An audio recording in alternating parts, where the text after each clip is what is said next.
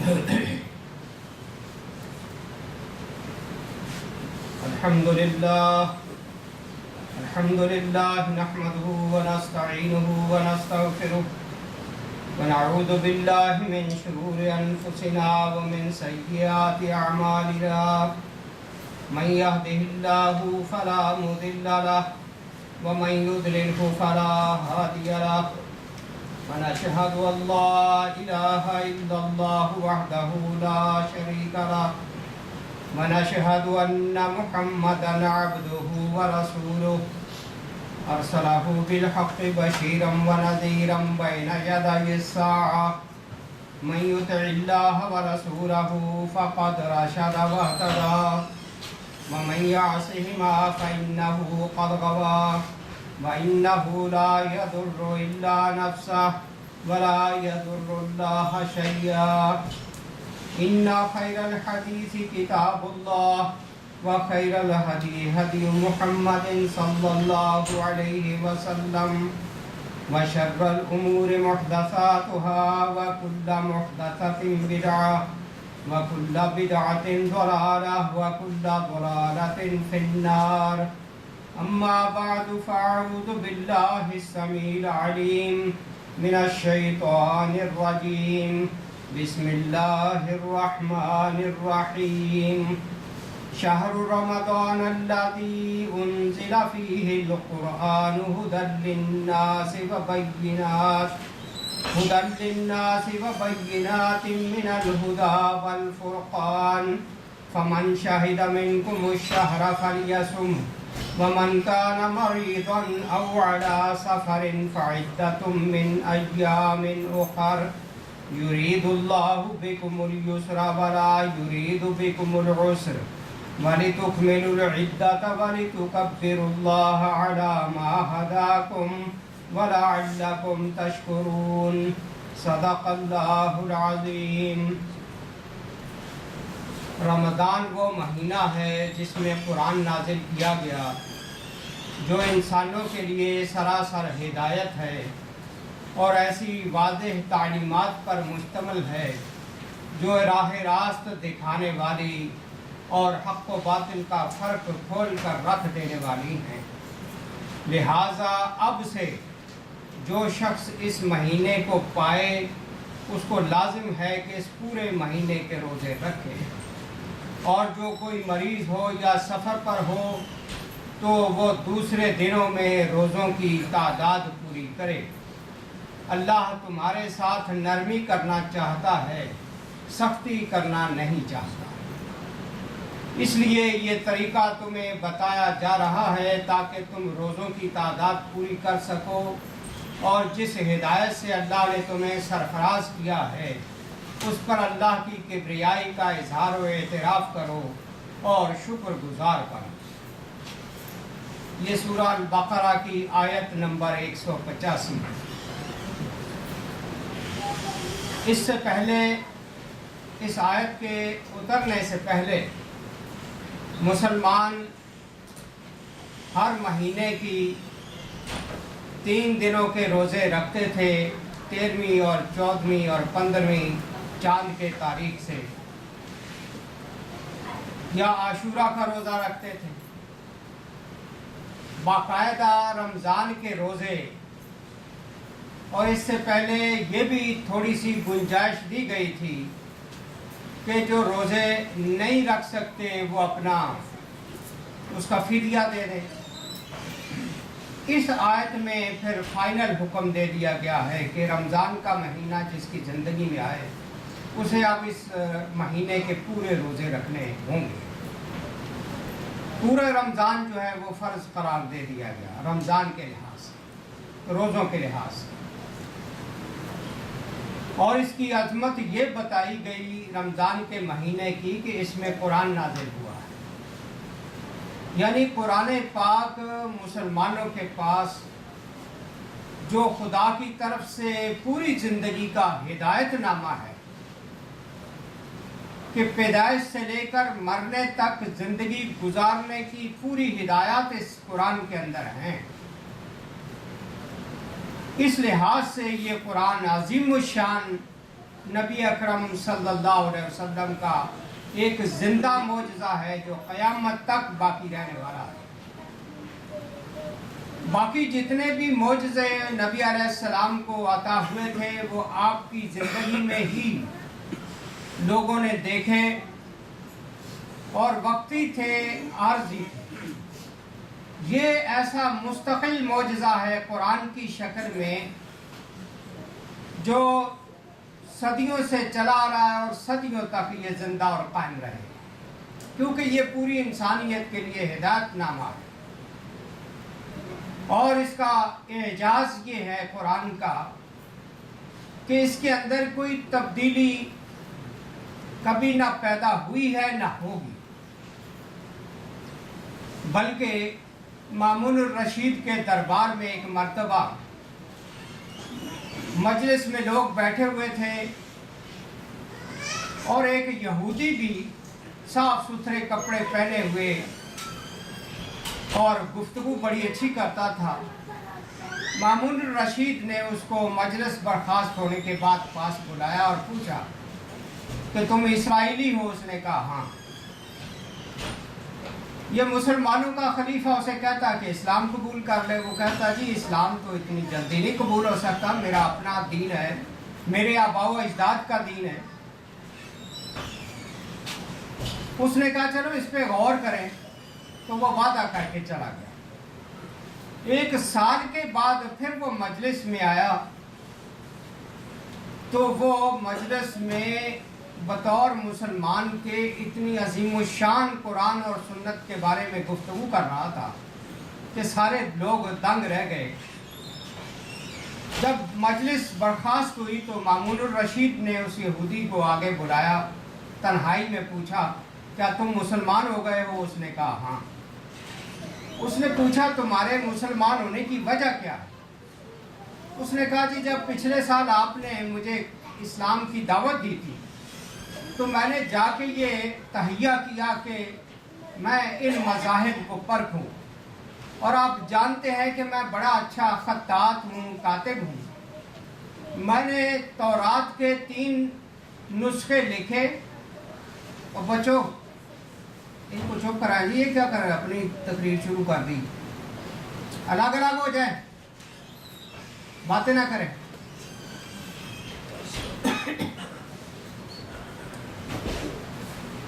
मैंने तौरात के 3 नुस्खे हाथ से लिखे। उस जमाने में प्रिंटिंग प्रेस तो होते नहीं थे। और यहूदियों के मजहबी इबादत खाने में ले गया। मैंने उनके अंदर अपनी तरफ से कई चीज़ें अपनी तरफ से इजाफा कर दी, कई चीज़ें उसमें से निकाल दी। जब उनके इबादत खाने में लेके गया तो यहूदियों ने वो खरीद ली। फिर मैंने इंजील के 3 नुस्खे लिखे, उनमें भी रद्द बदल किया अपनी तरफ से, और ईसाइयों के इबादत खाने में चर्च में ले गया, उन्होंने मुझसे वो तीनों खरीद लिए। फिर मैंने कुरान के 3 नुस्खे लिखे, उसमें भी रद्द बदल किया, कोई आयतें छोड़ दी, कोई अपनी तरफ से बढ़ा दिए अल्फाज। वो जब लेके मुसलमानों के पास गया तो उन्होंने पूरी तरह उसे अव्वल से आखिर तक पढ़ा।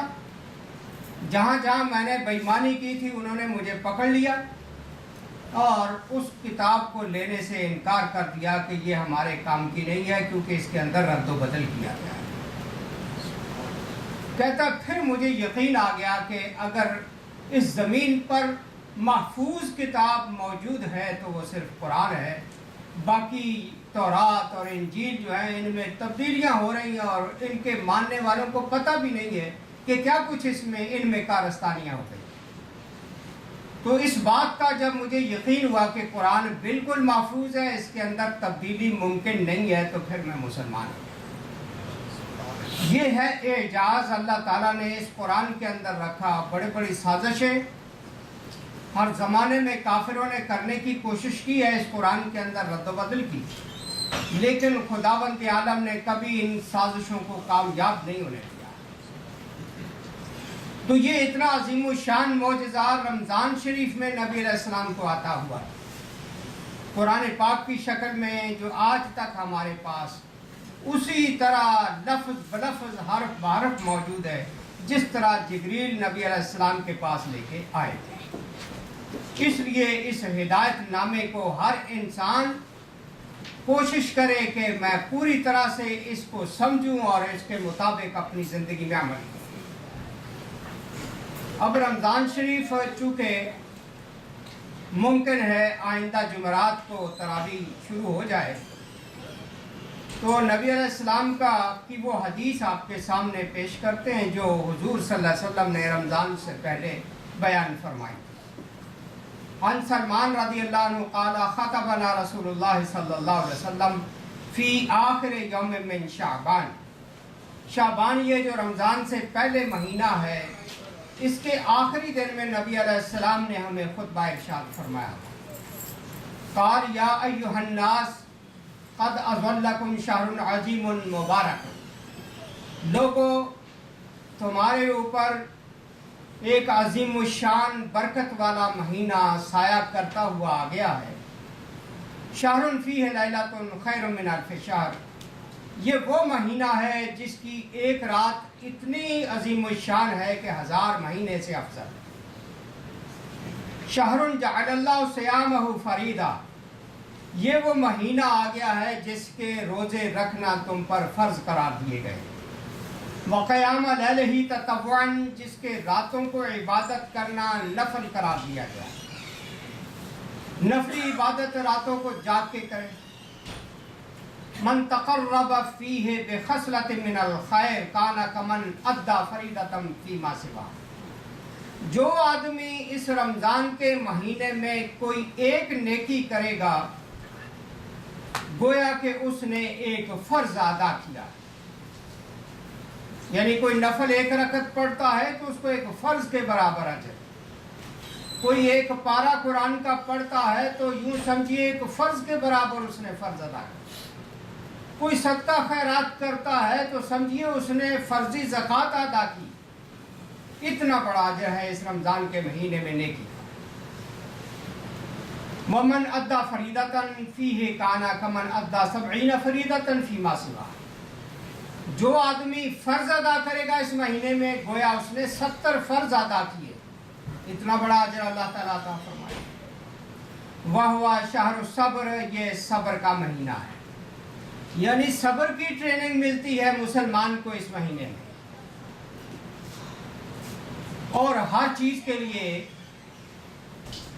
آدمی کیا، جانور تک کو جو ہے ٹریننگ دینی پڑتی ہے، اس کو سدھانا پڑتا ہے۔ اسی طرح اگر مسلمان کو صابر اور شاکر بنانا ہو، اس کے لیے بھی کوئی ٹریننگ کورس ہے، اور وہ یہ رمضان کا ہے۔ روزے رکھنے سے آدمی کے اندر ضبط پیدا ہوتا ہے، صبر پیدا ہوتا ہے، اس بات کی اس کو مشق حاصل ہے۔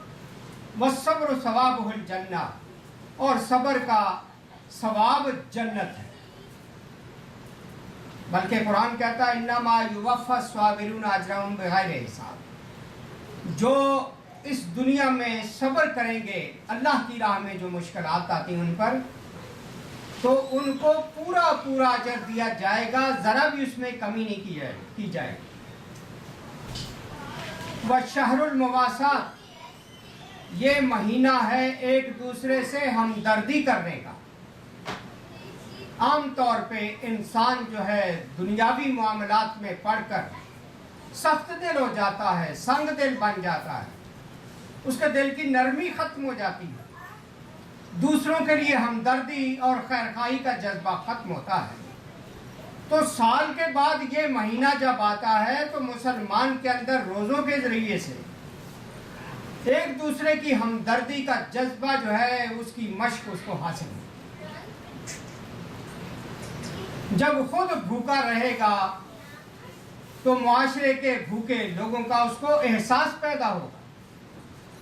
جب روزہ رکھ کے خود پیاس لگے گی، اس کو دوسرے لوگوں کی پیاس کا احساس پیدا ہوگا۔ اس طرح سے یہ مشق کروائی جاتی ہے ہمدردی کی اور غم گساری کی۔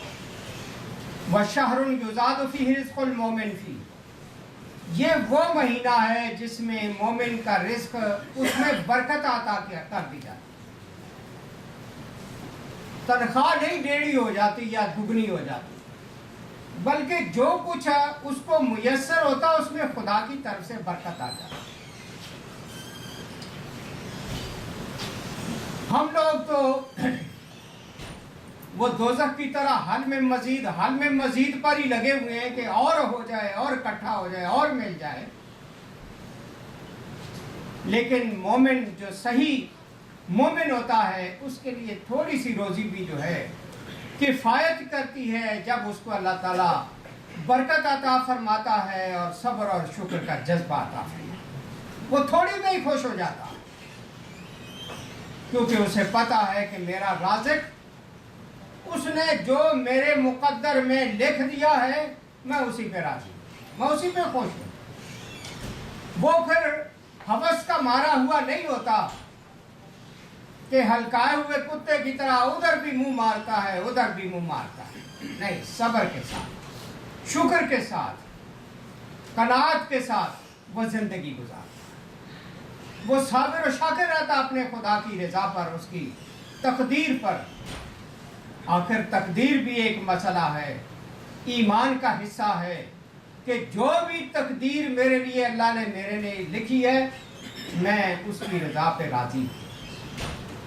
آدمی کو اس کی تقدیر پہ گلہ اور شکوہ نہیں ہونا چاہیے کہ یہ میرے لیے کیا کر دیا, باقی دنیا کو کیا کچھ ملا ہوا ہے مجھے کیوں نہیں ملا ہے. مومن جو ہے اس کو صبر اور شکر ملتا ہے, اس سے بڑی کوئی دولت اسے نہیں نصیب ہوتی. پھر آپ نے فرمایا من فطر فیہ صائما کان مغفرۃ لذنوبہ, جو آدمی اس مہینے میں روزے دار کا روزہ افطار کروائے گا اس کے گناہوں کا بخشش کا سبب بن جائے گا. ہر آدمی گناہ گار, حدیث میں آتا کلکم خطاؤن, تم سارے کے سارے گناہ گار. اللہ فرماتا دن رات میں کتنی خطائیں کرتے ہو, کتنی میری نافرمانیاں کرتے ہو. لہذا ان گناہوں کی بخشش کا ذریعہ رمضان کے اندر کسی کی روزے دار کی روزے کا افطار کروانا. وَعِتْقَ رَقَبَتِهِ مِنَ النَّارِ, اور اتنا بڑا اجر ہے کہ جیسے کوئی آدمی دوزخ کی آگ سے اپنی گردن آزاد کروا لے. وَكَانَ لَهُ مِثْلُ أَجْرِهِ مِنْ غَيْرِ أَنْ يَنْقُصَ مِنْ أَجْرِهِ شَيْءٌ. روزہ کسی کا افطار کروانے سے یہ نہیں ہوگا کہ اس کا اجر کاٹ کے کھولنے والے کو دیا جائے گا یا کھولنے والے کا اجر کاٹ کے کھلوانے والے کو دیا جائے گا. ہر ایک کا اجر اپنے اپنے مقام پر موجود رہے گا, کسی میں کمی نہیں کی جائے. قالوا یا رسول اللہ لیس کلنا یجد ما یفطر الصائم. صحابہ نے پوچھا اللہ کے رسول ہم میں سارے صاحب حیثیت تو نہیں. اس زمانے میں آپ جانتے ہیں صحابہ کرام کتنے معاشی طور پہ مشکل حالات سے گزر رہے. انہوں نے پوچھا کہ اگر یہ روزہ کھلوانے کی ہمت ہم میں کسی میں نہ ہو تو کیا کریں. فقال رسول اللہ صلی اللہ علیہ وسلم یعطی اللہ ھذا الثواب من فطر صائما علی تمرۃ. اللہ تعالیٰ یہ اتنا بڑا اجر یعنی گناہوں کی بخشش اور دوزخ سے آزادی اس شخص کو بھی عطا کرے گا جو ایک کھجور سے کسی کو روزہ کھلوا دیتا ہے. ایک کھجور سے, اگر اس میں ہمت ہی ایک کھجور کی ہے, توفیق ہی ایک کھجور کی ہے, تو اس پر بھی اللہ تعالیٰ اس کو اس کے گناہوں کا سبب بنا دے. اور شربت او علی شربت ماء, یا پانی کے گھونٹ پر ہی کسی کو روزہ کھلوا دے. آج تو ہمیں قدر نہیں ہے پانی کی. عرب کے ان صحراؤں میں, تپتے صحراؤں میں اور گرم لو کے اندر پانی نہیں ملتا تھا, لوگ پانی کو ترستے تھے. ایسے حالات کے اندر کسی کو پانی کا گھونٹ دینا کہ وہ روزہ کھول لے, یہ کوئی معمولی بات نہیں تھی, اور اس کا اسی لیے اللہ تعالیٰ نے کتنا بڑا اجر رکھا. اور مزقۃ لبن, یا لسی ہی دودھ کے اندر پانی ملا ہوا, وہ کسی کو پلا کے روزہ کھلوا دے, اس کو بھی یہ اجر ملے گا, یعنی اس کے گناہوں کا معافی کا سبب بنے گا, اس کی دوزخ سے آزادی کا سبب بنے گا. وَهُوَ شَهْرٌ أَوَّلُ رَحْمَةٍ, یہ وہ بابرکت مہینہ ہے جس کے ابتدائی 10 دن رحمت ہوتے ہیں، خدا کی رحمتیں برستی ہیں۔ وَأَوْسَطُ مَغْفِرَةٍ، درمیانی 10 دن جو ہیں ان میں اللہ تعالیٰ بخشش کے پروانے عطا کرتا ہے۔ وَآخِرُ عِتْقٌ مِّنَ النَّارِ، اور آخری 10 دن جو ہیں اس مہینے کے دوزخ سے آزادی کے پروانے دیے جاتے ہیں روزے داروں۔ من خفف عن مملوکہ فی غفر اللہ لہ، جو آدمی اپنے ملازم اور اپنے ماتحت سے کام کی تخفیف کرے گا، روزے دار کا سے زیادہ کام نہیں لے گا، مشقت نہیں کروائے گا، اللہ تعالیٰ اس کے بدلے بھی اس کے گناہ معاف کرے گا۔ جو ماتحت ہے اس پر کام کا بوجھ جو ہے زیادہ نہ ڈالا جائے، اس لحاظ یعنی روزے کا احترام کرتے ہوئے کہ اس نے روزہ رکھا ہو، کام تھوڑا لے لے، تھوڑا ٹائم اس سے لے لے۔ وَعَتَقَهُ مِنَ النَّارِ، اور ایسا آدمی جو اپنے ملازم سے تھوڑا ٹائم تخفیف سے کام لیتا ہے، اس کو اللہ تعالیٰ دوزخ سے آزادی عطا کرتا ہے۔ وَاسْتَكْثِرُوا فِيهِ مِنْ 4 خصال، 4 قسم کی نیکیوں میں بڑھ چڑھ کے حصہ لو۔ خصلتین ترضون بہما ربکم، 2 نیکیاں تو وہ ہیں جس سے تم اپنے رب کو راضی کر سکتے ہو۔ وَخَصْلَتَيْنِ لَا غِنَىٰ بِكُمْ عَنْهُمَا، 2 وہ نیکیاں جن کے بغیر تمہارا گزارا ہی نہیں۔ فَأَمَّا الْخَصْلَتَانِ اللَّتَانِ تُرْضَوْنَ بِهِمَا رَبَّكُمْ، 2 نیکیاں جن سے تم اپنے رب کو راضی کر سکتے ہو وہ یہ، فَشَهَادَةُ أَن لَّا إِلَٰهَ إِلَّا اللَّهُ، سب سے پہلے یہ کہ ایک اللہ کی گواہی دے دل سے کہ میرا خدا اس پوری کائنات میں ایک ہی ہے، اس کے سوا میرا کوئی خدا نہیں ہے کہ جس کے سامنے میں گردن جھکاؤں۔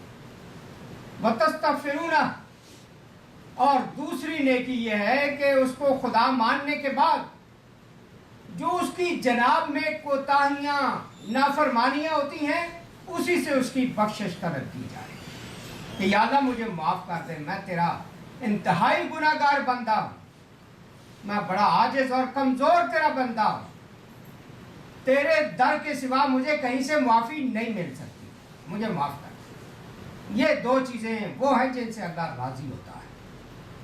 وَأَمَّا الْخَصْلَتَانِ اللَّتَانِ لَا غِنَىٰ بِكُمْ عَنْهُمَا، اور 2 وہ نیکیاں جن کے بغیر تمہارا گزارا نہیں ہو سکتا، فَتَسْأَلُونَ اللَّهَ الْجَنَّةَ، کہ تم اللہ سے جنت کا سوال کیا کرو۔ جب بھی سوال کرو، یہی نہیں ہر وقت یا اللہ میری جاب اچھی ہو جائے، میرے رشتہ اچھا مل جائے، یعنی دنیا ہی مانگتے مانگتے مر جانا، یہ کوئی کامیابی نہیں۔ کامیابی یہ ہے کہ اللہ سے جنت مانگیں، جو اصل چیز مانگنے کی ہے، جو کبھی ختم نہیں ہوگی۔ اس دنیا کی جابیں تو آتی اور چلی جاتی، صحت آتی ہے چلی جاتی، جوانی آتی ہے چلی جاتی، ہر نعمت جو ہے دنیا کی اس کو زوال ہے، اسے ختم ہونا ہے، وہ فانی ہے۔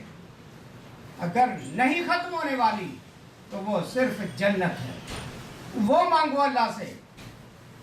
وَتَعُوذُونَ بِهِ مِنَ النَّارِ، اور اللہ سے دوزخ کی پناہ مانگتے ہیں، ان کے بغیر کوئی چارہ نہیں ہے۔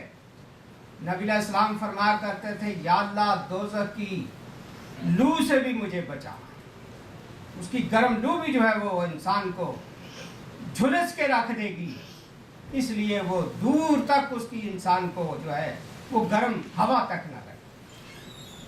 وَمَنْ سَقَىٰ صَائِمًا سَقَاهُ اللَّهُ مِنْ حَوْضِهِ شَرْبَةً لَا يَظْمَأُ حَتَّىٰ يَدْخُلَ الْجَنَّةَ، جو آدمی روزے دار کو پانی پلائے گا قیامت کے دن میرے حوض کوثر سے پانی پیے گا۔ اور حوض کوثر کا پانی معمولی بات نہیں ہے، اس کے اندر بھی معجزہ اتنا بڑا ہے کہ قیامت کا دن 50,000 سال کے برابر ہے، 50,000 سال کے برابر، اتنا لمبا دن۔ سورج جو ہے سوا نیزے پہ آ جائے گا، اتنی شدت کی گرمی میں حضور فرماتے ہیں جس کو حوض کوثر کا پانی نصیب ہو جائے گا وہ جنت میں داخل ہونے تک اس کو پھر پیاس نہیں لگے گی، کتنی شدید گرمی ہوگی۔ پیاس نہیں اسے ستائے گی، اس کا دل اور جگر ٹھنڈا ہو جائے گا۔ اس لیے حوض کوثر کا پانی حاصل کرنے کے لیے اس دنیا میں ذریعہ بتا دیا کہ روزے دار کو ٹھنڈا پانی میسر کر دینا، یہ وہ سبب بن جائے گا کہ حوض کوثر کا پانی نصیب ہو۔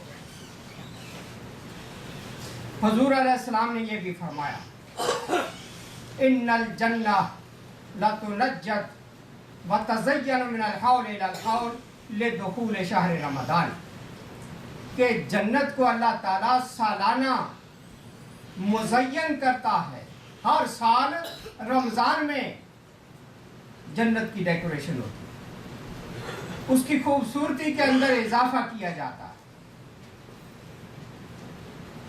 مزین کیا جاتا ہے، سالانہ اس کی یہ ڈیکوریشن ہوتی ہے۔ اور یہ رمضان میں جب بھی رمضان آتا ہے، سال کے بعد اللہ تعالیٰ تمام چیزوں کو رینیو کر دیتا ہے جنت۔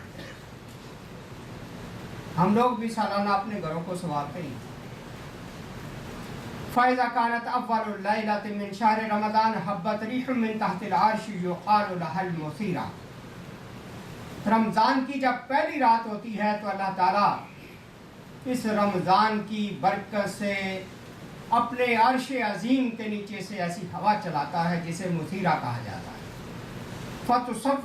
فَتُصَفِّقُ وَرَقُ أَشْجَارِ الْجِنَانِ، اس ہوا سے درختوں کے پتے جنت کے اندر پھڑپھڑانے لگتے ہیں۔ وَحِلَقُ الْمَصَارِعِ، اور دروازوں کے کنڈے جو ہیں ان میں کھڑکنے کی آواز پیدا ہونے لگتی ہے۔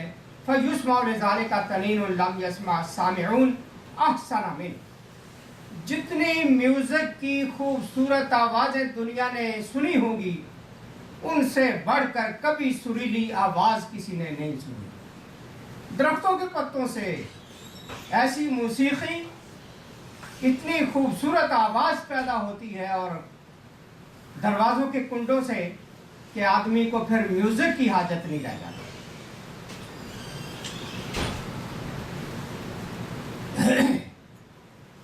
فَتَبْرُزُ الْحُورُ الْعِينُ حَتَّى يَقِفْنَ بَيْنَ شُرَفِ الْجَنَّةِ، جنت کی حوریں جب یہ وہاں سریلی آوازیں سنتی ہیں، اپنے جنت کے بالا خانوں میں کھڑی ہو کر پکارتی ہیں، فَيُنَادِينَ هَلْ مِنْ خَاطِبٍ إِلَى اللَّهِ فَيُزَوِّجُ، کوئی ہے ہم سے شادی کا خواہش مند؟ ثُمَّ يَقُلْنَ الْحُورُ الْعِينُ يَا رِضْوَانَ الْجَنَّةِ، پھر وہ حوریں کہتی ہیں، اے جنت کے دربان فرشتے، ما هذه الليلة، یہ رات کون سی ہے؟ فَيُجِيبُهُنَّ بِالتَّلْبِيَةِ، وہ پکار کر جواب دیتے ہیں۔ ثُمَّ يَقُولُ هذه أول ليلة من شهر رمضان، یہ رمضان شریف کی پہلی رات ہے جس کے اندر اتنا اللہ تعالیٰ نے حسن پیدا کر دیا ہے کہ یہاں درختوں کے پتوں سے اتنی سریلی آوازیں سنائی دے رہی ہیں، ایک بہار آئی ہوئی ہے جنت کے باغوں میں۔ فتحت ابواب الجنہ للصائمین من امت محمد صلی اللہ علیہ وسلم، اس رات کے اندر ہی اللہ تعالیٰ جنت کے دروازے روزے داروں کے لیے کھول دیتا ہے۔ وَيَقُولُ عَزَّ وَجَلَّ، اللہ فرماتا ہے، یا رضوان افتح ابواب الجنان، اے جنت کے دربان جنت کے دروازے کھول دے۔ وَيَا مالک اغلق ابواب الجحیم علی الصائمین من امت احمد صلی اللہ علیہ وسلم، اور اے جہنم کے داروغہ فرشتے، جہنم کے دروازوں کو محمد صلی اللہ علیہ وسلم کی امت کے لیے بند کر دو، اب جنت کی کوئی ہوا بھی نہ نکلنے پائے مسلمان امت کے روزے داروں کے لیے۔ یا جبریل اہبط الی الارض، اے جبریل زمین پہ اترو، فَاسْفِدْ مَرَدَةَ الشَّيَاطِينَ، سرکش شیطانوں کو جکڑو، وَغُلَّهُمْ بِالْأَغْلَالِ، ان کو زنجیریں پہناؤ، ثُمَّ اقْذِفْهُمْ فِي الْبِحَارِ، ان سرکش شیطانوں کو جکڑ کر سمندروں میں پھینک دو، حَتَّى لَا يُفْسِدُوا عَلَىٰ أُمَّةِ محمد حبیبی صلی اللہ علیہ وسلم صِيَامَهُمْ، تاکہ یہ شیطان میرے پیارے محمد صلی اللہ علیہ وسلم کی امت کے روزوں کو خراب نہ کر سکے۔ وَيَقُولُ اللَّهُ عَزَّ وَجَلَّ فِي كُلِّ لَيْلَةٍ مِنْ شَهْرِ رَمَضَانَ لِمُنَادٍ يُنَادِي ثَلَاثَ مَرَّاتٍ، ہر رات رمضان کی اللہ کی طرف سے منادی کرنے والا فرشتہ 3 دفعہ پکارتا ہے، هَلْ مِنْ سَائِلٍ فَأُعْطِيَهُ سُؤْلَهُ، ہے کوئی سوال کرنے والا جو مجھ سے سوال کرے۔ صدر سے، وزیر اعظم سے، اپنے M N A M P A سے بڑی بڑی درخواستیں لے کے لوگ جاتے ہیں، اور خدا کے سامنے بھی کبھی کوئی درخواست لے کے گیا ہے اور کوئی پریشان حال ہے تو آ جائے آج رمضان میں میرے پاس، لے آئے اپنی درخواستیں جو بھی ہیں۔ حل من تائب فاتوب علیہ، ہے کوئی توبہ کرنے والا اس رمضان میں اس کی توبہ قبول کروں۔ حل من مستغفر فاغفر لہ، ہے کوئی مجھ سے بخشش طلب کرنے والا، میں اس کے گناہ بخشوں۔ حضرات اس رمضان میں اپنی عرضیاں اللہ کے سامنے رکھیں، یہ دنیا کی پریشانیوں کا حل کرنے والا صرف اللہ کی ذات ہے، یہ انسان نہیں ہے، انسان تو خود محتاج ہے، ان کو خدا نہ بنائیں، خدا وہی ہے جس نے پیدا کیا ہے۔ من یقرض الملی غیر العدوم، کون ہے جو اس ذات کو قرض دے جس کے پاس قرض ڈوبتا نہیں ہے۔ دنیا میں آپ قرض کسی کو دیں ڈوب جاتا ہے، لوگ دیتے نہیں ہیں۔ والوفی غیر ظلوم، کون ہے جو اس ذات کو جو وفادار ہے اس کے ساتھ سودا کرے جو کسی سے زیادتی نہیں کرتا۔ وَلِلَّهِ عَزَّ وَجَلَّ فِي كُلِّ يَوْمٍ مِّن شَهْرِ رَمَضَانِ عِنْدَ الْإِفْطَارِ أَلْفُ عَتِيقٍ مِّنَ النَّارِ كُلُّهُمْ قَدْ اسْتَوْجَبُوا النَّارَ۔ حضور فرماتے ہیں کہ رمضان کے ہر دن افطار کے وقت اللہ تعالیٰ 10,000 روزے داروں کو جہنم سے آزادی کے پروانے دیتا ہے، اور یہ وہ لوگ ہوتے ہیں جن کے لیے جہنم واجب ہو چکی ہوتی، ان کو اللہ تعالیٰ بخش دیتا ہے۔ روزانہ 10,000 آدمی بخشے جا رہے ہیں جہنم سے۔ یہ ہے رمضان کی برکت، یہ رمضان جو آ رہا ہے ہماری زندگی میں، دعا فرمائے اللہ تعالیٰ ہمیں اس کی برکتیں مکمل طور پر سمیٹنے کی مکمل توفیق دے، اور اس کے ساتھ ساتھ اپنے گناہوں کو دھلوا لینے کی اور صاف کر لینے کی بھی اللہ تعالیٰ سے گزارش کرنے کی زیادہ سے زیادہ ہمت اور توفیق دے۔ جس طرح ابھی حدیث میں ذکر ہوا، رمضان میں اللہ تعالیٰ جنت کو جو ہے رینیو کرتا ہے، اس کی صفائیاں کرواتا ہے، اس کی خوبصورتیاں بڑھاتا ہے، اسی طرح سال کے بعد ہم بھی ذرا اپنی مسجد کا جائزہ لے لیں۔ یہ کارپیٹ شاید 4 سال لگے ہوئے ہو گئے ہیں، کسی نے دھویا بھی نہیں ہے۔ کوئی دوست اگر یہ کارپیٹ ہی کلین کروا دے تاکہ یہ جمعرات سے جو تراویح شروع ہونے والی پہلے یہ صاف ستھرا ہو جائے، چونکہ بعض لوگوں کے پاؤں سے بدبو آتی ہے، جرابے پہنے ہوئے جب وہ کارپیٹ پہ آتے ہیں کارپیٹ سے بھی بدبو آنے لگتی ہے، اس لیے اس کو دھونا ضروری ہے۔ جس کو اللہ توفیق دے وہ یہ کام کروائے۔ نیچے ایک واٹر پمپ $350 کا آتا ہے، وہ بند پڑا ہے، کوئی وہ لگوا دے۔ یہ ساؤنڈ سسٹم کے لیے ہمیں آج تک کوئی پاکستانی الیکٹریشین نہیں مل سکا۔ قدرتی طور پہ ایک مصری دوست آیا، اس نے کہا میں الیکٹریشین ہوں، کوئی کام ہو تو اس بیچارے نے نیچے ہماری فری میں کچھ وائرنگ بھی کر دی، اور وہ کہتا تھا ساؤنڈ سسٹم میں لگا دیتا ہوں، لیکن اس کے چارجز جو ہوں گے وہ اگر کوئی دوست دے سکتا ہے تو یہ ہمارا، آپ دیکھتے بولتے بولتے چپ ہو جاتا ہے، صحیح نہیں ہے۔ اسی طرح سیکورٹی کیمرے ہمارے دوست عزیز شاہد شیخ پوری نے لگانے کا یہاں اہتمام کیا ہے، وہ انشاءاللہ چند دن میں لگ جائیں گے۔ سیلنگ کی مرمت ہونے والی ہے، یہ ہمارے عزیز حفیظ نے ذمہ لے لیا ہے۔ بجلی کا بل آپ جانتے ہیں زیادہ ہوتا ہے رمضان شریف میں، یہ جب اے سی چلتے ہیں تو یہ بل کو ہی اپنے ذمہ لے لیں، یعنی جیسے جیسے اللہ کسی کو توفیق دیتا ہے اس میں اپنا حصہ ڈالتے جائیں۔ اعتکاف کے پردوں کا انتظام حبیب نے اپنے ذمہ لیا ہوا ہے، جالی دار دروازہ یا یہاں لگوانا تھا لوہے کا، وہ مرزا عارف نے اپنے ذمہ لیا ہے۔ کھجوریں وغیرہ ایک دوست ندیم وہ ہمیں افطاری کے لیے پہلے ہی دے گئے ہیں۔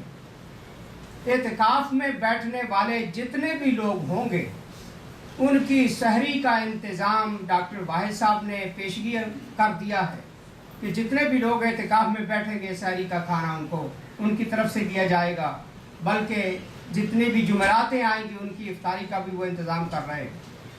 کوئی دوست اگر جس کو توفیق اور ہمت ہو باہر کینپی لگوانا کی ضرورت ہے تاکہ بارش میں اور دھوپ میں بعض دفعہ باہر کھڑا ہونا پڑتا ہے اور برابر کی جیسے کینپی لگی ہوئی اس طرح کی کو لگوا دے تو یہ بھی اس کے لیے اجر و ثواب کا باعث ہوگا۔ قرآن کریم کے ہم نے 20 باکس یہ منگوائے تھے سعودیہ کے جو تقسیم کرتے رہتے ہیں، اس کے ابھی $1600 دے رہے ہیں۔ کوئی صاحب حیثیت شوق رکھنے والا جو قرآن غیر مسلموں کو جیلوں تک پہنچائے جا رہے ہیں یہ اس میں لگا دے۔ یہ اسپینش دینیات جو ہم نے پرنٹ کروائی تھی انڈیا سے اس کے ابھی $1200 دینے ہیں۔ الفلاح ریسٹورنٹ جو بنا ہے ان کی بھی درخواست ہے کہ ہمارے ابھی تعاون کیا جائے، تو دعا کیا کریں کہ جو مسلمان بھی کاروبار شروع کرتا ہے اللہ اس کو برکت عطا فرمائے، کسی سے جیلس نہ ہو۔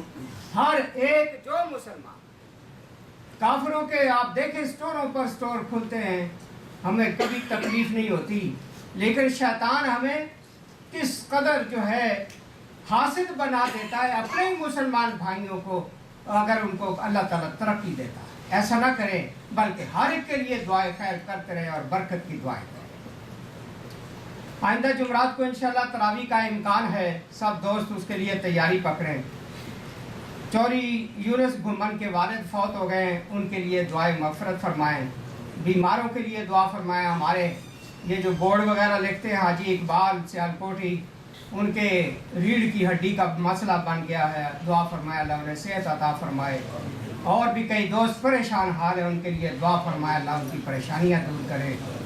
اللہ تعالیٰ یہ رمضان جو آ رہا ہے صحابہ کہا کرتے تھے کہ یا اللہ ہمیں رمضان تک سلامت رکھنا اور رمضان کی سلامتی سے ہمیں بہرور کرنا، تو ہم بھی یہی دعا کرتے ہیں یا اللہ رمضان کی برکتیں سمیٹنے کے لیے ہماری زندگی میں برکت دینا، ہمیں ہمت اور توفیق دینا تاکہ یہ تیرا مہمان مہینہ رمضان جو آ رہا ہے ہم اس کا حق ادا کر سکیں۔ وآخر دعوانا الحمدللہ رب العالمین۔